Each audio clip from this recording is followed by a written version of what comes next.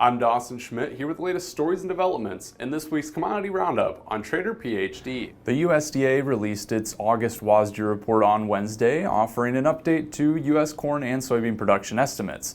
The first survey-based yield estimate for corn was seen at 180.7 bushels per acre, down 2.3 bushels from the July projection.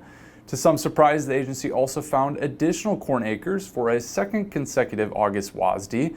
The USDA raised planted acreage to 96.7 million, up 1.4 million acres from the June acreage report estimate. Additional acres were largely found in Iowa, Minnesota, Wisconsin, Ohio, and North Dakota. U.S. corn exports were raised by 75 million bushels for the 2025 and 26 as well as the 2026 and 27 seasons. With lower yields offsetting higher acreage, the corn carryout for the upcoming season was lowered by 137 million bushels to 1.65 billion.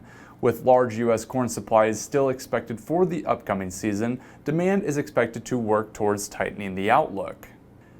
Diesel prices are surging again, adding another layer of pressure to farm margins heading into harvest. Heating oil futures, a proxy for diesel, jumped more than 10% by midweek, topping $4.30 per gallon.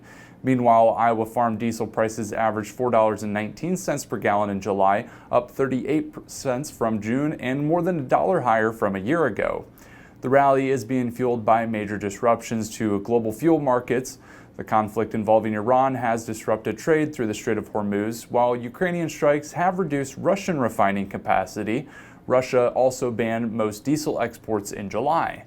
That's pushed more buyers towards the U.S. fuel market. U.S. distillate exports reached a record 1.9 million barrels per day in late July. Despite entering the year with ample fuel supplies, U.S. diesel inventories have fallen to some of their lowest levels in decades. That makes what could have been a short-term supply crunch into a long-term problem. With crop production costs already expected to reach record highs, elevated diesel prices could put even more pressure on farm margins.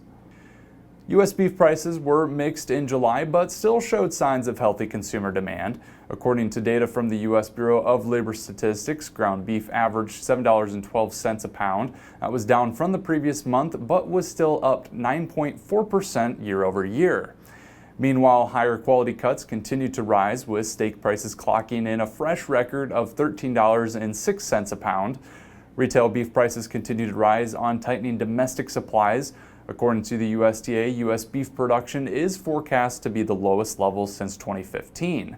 Despite the sharp drop in production, total U.S. beef supplies could remain relatively steady due to record imports. This year, beef imports are expected to account for 19% of total supplies, and that is a record share.